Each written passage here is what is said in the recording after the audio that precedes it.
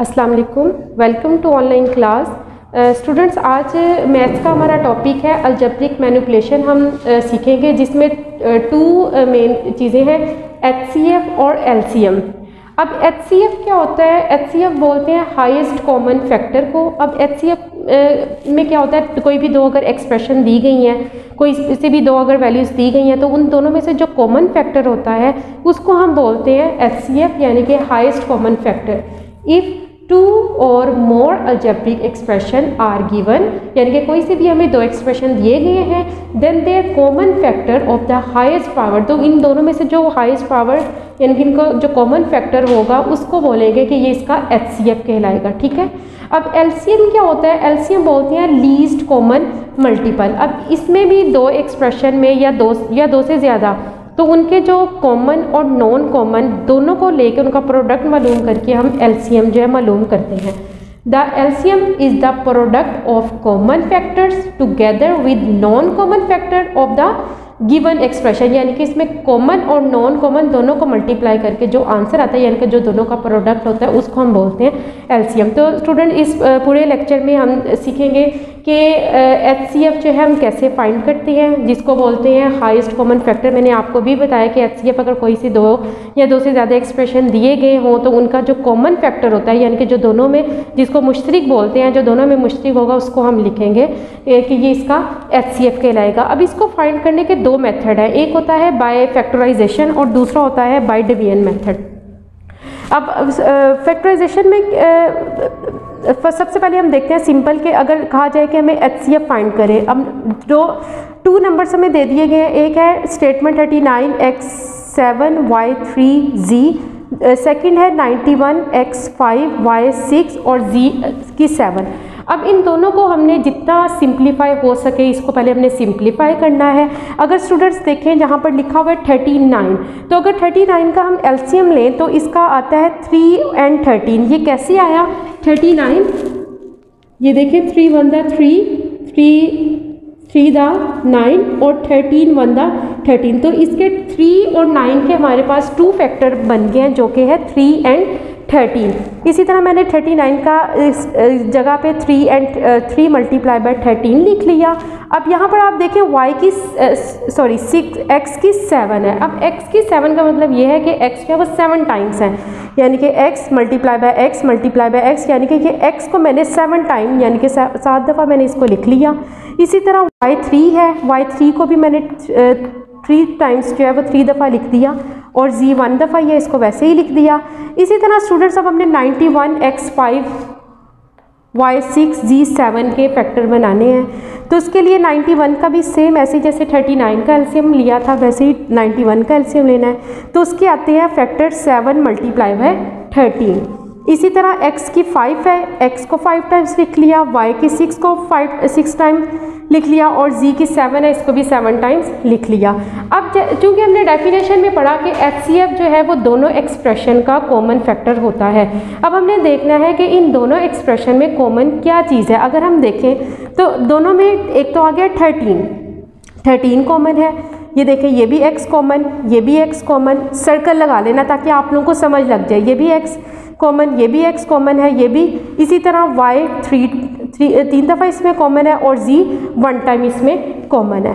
अब हमने क्या करना है, सबसे पहले हमने लिखना है कॉमन फैक्टर्स, यानी कि इन दोनों एक्सप्रेशन के कॉमन फैक्टर्स क्या क्या थे। 13, x जो है वो 5 टाइम्स है, y 3 टाइम्स है और z 1 टाइम है। अब इसको कंबाइन करके मैंने लिख लिया 13, ये x की 5 आ गया, y की 3 आ गया और z। अब चूंकि हमने डेफिनेशन में पढ़ा था जो कॉमन फैक्टर है वो हमारा एचसीएफ है, तो यहाँ से हमारा ये एचसीएफ का आंसर आ गया 13, x5, y3 और z।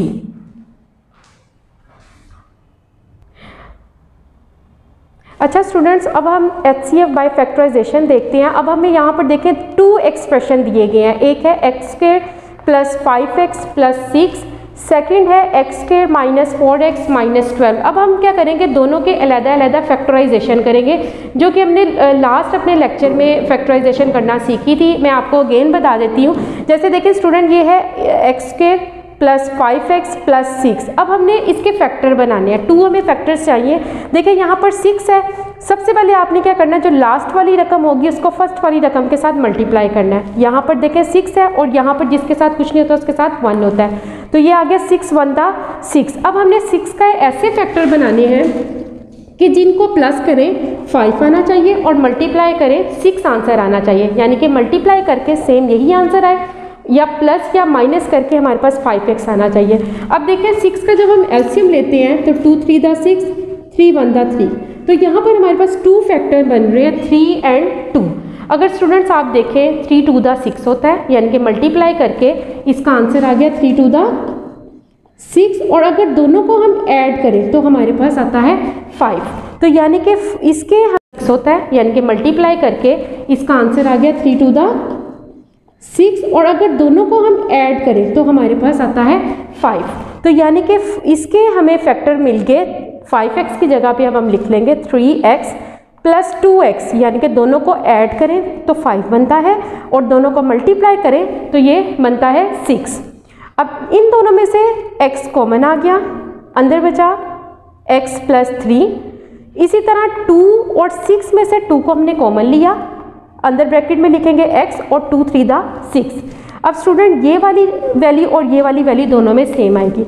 अब इन दोनों को हमने एक दफ़ा लिख लिया और यहाँ पर आ गया x प्लस 2, यानी कि ये इस एक्सप्रेशन की या फैक्टराइजेशन जो है हो गई है, यहाँ पर ये एंड हो गया। इसके बाद स्टूडेंट हमें सेकंड वैल्यू भी दी गई है, उसमें लिखा है x² माइनस 4x माइनस 12। अब हमने 12 के फैक्टर ऐसे बनाने हैं कि प्लस या माइनस करें 4x आना चाहिए और मल्टीप्लाई करें तो 12 आना चाहिए, इसी तरह जैसे हमने 6 के फैक्टर बनाए हैं, हमने 12 का भी एलसीएम लेके इसके फैक्टर बनाने हैं। देखें 2 6 दा 12, 2 3 दा 6 और 3 1 दा 3।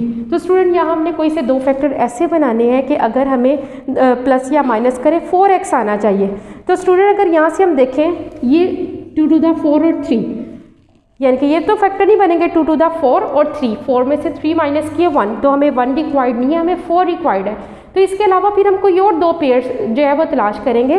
तो ये देखिए अगर हम 3 टू दा 6 एंड 2 में कर लूँ, यानी कि 3 टू दा 6 और 2, यानी कि ये 2 अगर फैक्टर में देखूं तो 6 में से 2 माइनस किया तो 4 आंसर आता है और 6 को 2 के साथ मल्टीप्लाई किया तो 12 आंसर आता है। मैंने आपको पहले बताया कि मल्टीप्लाई करके हमें 12 आंसर आना चाहिए और प्लस या माइनस करके जो सेंटर वाली वैल्यू होती है वो चीज़ आनी चाहिए, तो वो 4x है। अब हम क्या करेंगे कि यहाँ से एक और बात आपने ध्यान रखनी है, यहाँ पर देखें -4x लिखा गया है, तो इसलिए जो बड़ी वाली वैल्यू उसके साथ हम माइनस लगाएंगे और जो छोटी वाली वैल्यू उसके साथ प्लस लगाएंगे।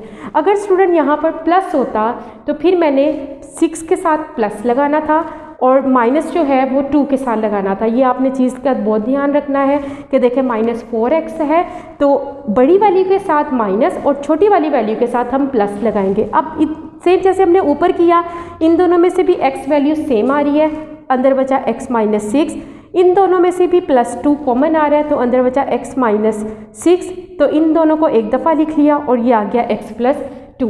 अब स्टूडेंट देखें जो हमें 2 एक्सप्रेशन दिए गए थे उन दोनों की अलग-अलग हमने फैक्टराइजेशन कर ली। अब फैक्टराइजेशन करके जो हमें आंसर मिला इसका है x प्लस 2 और इसका है x प्लस 3 और इसका x प्लस 2 और x माइनस 6। अब हमने HCF जो कि हम मालूम कर रहे हैं और HCF में हम देखते हैं कि दोनों वैल्यूज़ में कॉमन फैक्टर क्या है। तो अगर स्टूडेंट आप देखें कि x प्लस 2 इसमें भी है और x प्लस 2 इसमें भी है, बस इसमें यही जो है वो कॉमन फैक्टर आ रहा है, तो यहाँ पर कॉमन फैक्टर की जगह पे मैंने लिख दिया x प्लस 2 और यही हमारा HCF होगा।